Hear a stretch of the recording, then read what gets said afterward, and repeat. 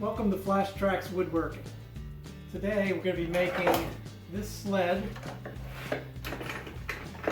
which will accommodate these clamps at various positions, a runner that will fit on the table saw for the purpose of taking boards like this piece of pallet wood which is warped, fastened to our sled, run it through the table saw and create a straight edge. So if we were to just run this board through the table saw with the convex side against the fence, it rotates against the fence this way and can't get an accurate cut. If we put the concave side against the fence, it will rotate around on some arc and also not produce a straight cut. So the solution is generally to make a sled, and there's actually three options that we have here. So we could take this board, put a couple of screws in the board down to a piece that we know has a good straight edge, and then run that assembly through the saw, take the screws out, and now we have a good edge to work with.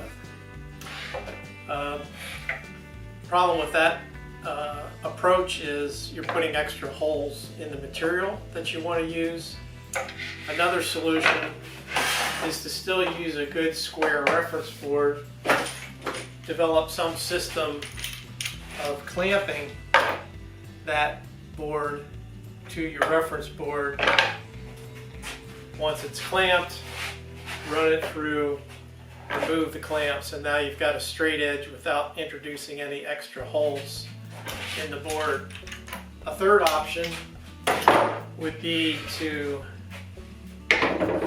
instead of using the fence on the reference board, put the reference board on a runner like this that will fit in the track of the table saw, and similarly have the material slightly overhang, run the reference board and the board to be straightened through the table saw, again producing a straight edge. Again, it could be clamped here or screwed in. Clamping then would cause us no additional holes in the material. So the project we're going to look at making is taking this reference board and putting some holes on the underside that will accept these clamps so that we can use either the fence approach or use the rail approach on the sled in order to give us a means of producing straight edges on these warped boards. I've made a separate video for the drawing process that's used to create the bolt holes and the pockets for the bolt heads that go on the underside of the sled. Since that drawing tutorial takes about 11 minutes on its own, I'll just add a link to it at the end of this video. The board we're going to use for the sled is now clamped into the CNC machine. We've already zeroed in this lower left corner. Now we're going to zero the Z-axis using this touch plate. I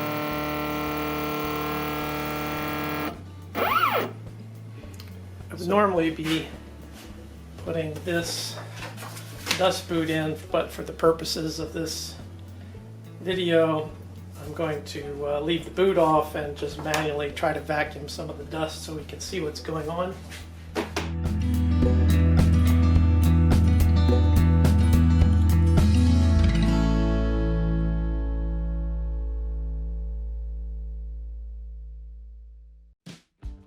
This time lapse shows the first CNC tiling operation, making the first 9 through holes for the bolts, followed by the 9 pockets for the bolt heads, 3/16 of an inch deep. Now I'll jog the bit to the original X and Y 0 positions, unclamp the board, and slide it exactly 25 inches in the negative Y direction. Then reclamp, re-zero the Z-axis with the touch plate, and cut the remaining through holes and bolt head pockets. When the CNC machining is complete, I'll unclamp the board, flip it over, carry it to the table saw, and attach 2 clamps in positions that accommodate the boards that need straight edges established. This will be the maiden voyage of this sled. Remember, we pocketed out some holes on the bottom to put these clamps in, near and far. I've attached a board that I want to straighten. There's the blade raised just above the height of the board that's overhanging our square board. Here at the near edge, we're touching the blade. Run that down to the far edge. We're also touching, but somewhere here in the center, we're off between 1/8 and 3/16. So what I'm going to do is back off this board and I'm going to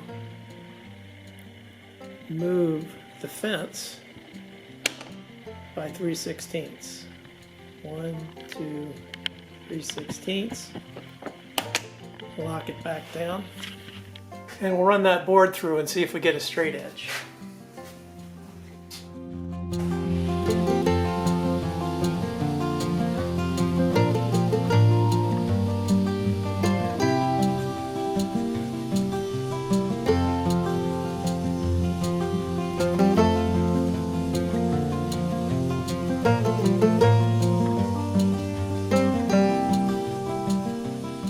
Guiding the sled along the fence produced a board that had an edge that was straight to the naked eye, but you'll see in this zoomed-in view that there is some movement in the sled assembly until there is sufficient contact along the relatively short fence of this particular table saw.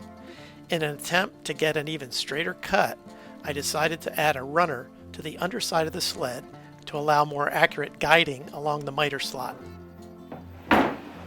Second possibility is to take the board, rather than using the fence as a guide, to install this runner that will fit in one of the grooves of the table saw. To do that, take a square or a straight edge, a level, clamp it to the workpiece,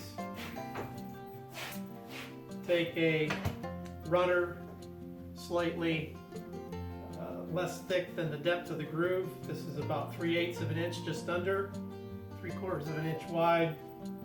Carefully screw that runner down to the underside of the sled. In that case, rather than using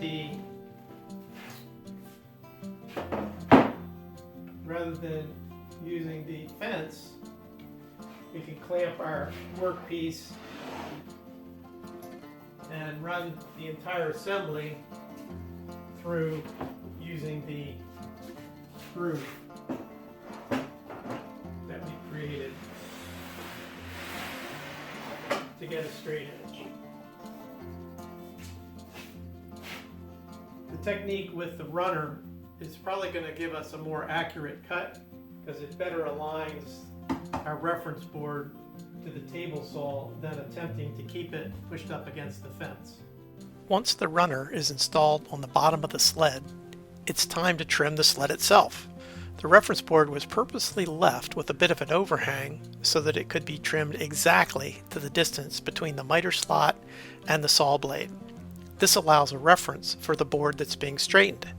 As you're clamping, you simply look down, and when you can no longer see the reference board, you know you'll be trimming enough material to produce a straight edge on your warped board. Next, I'll run a board truing operation, guiding with the runner in the miter slot. The zoomed-in video and the finished board both indicate that we got a more accurate edge guiding the sled with the runner compared with attempting to hold the sled assembly up against the fence. I'm satisfied now that I've got the sled and the process I need to ensure I'll get a straight and true edge on each of the boards for my future projects. Let's quickly review some of the features of this board truing sled.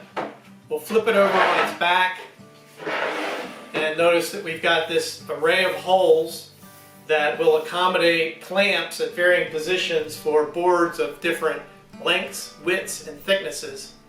The heads, the pocket holes, fit the heads of these T-slot bolts, and when they go through the holes, they're captured on the bottom so they don't turn while we're tightening the clamps, and they're recessed so they don't drag on the table saw. We talked about this runner that we added that gives us better guiding through the miter slot in the table saw as compared to just running this edge up along the fence as we're truing our boards. Flipping it back over, we see we've got a board, a pallet board installed here, ready to be run through the table saw for future projects. That's a review of the sled. Thanks for watching Flash Tracks Woodworking. You know the like and subscribe routine. I'd also be interested in your comments below. I promised a video for the drawing operation that's found in the upper right. There's an American flag project that you can watch that uses pallet boards made with this process. So with that, thanks for watching. I'll see you next time.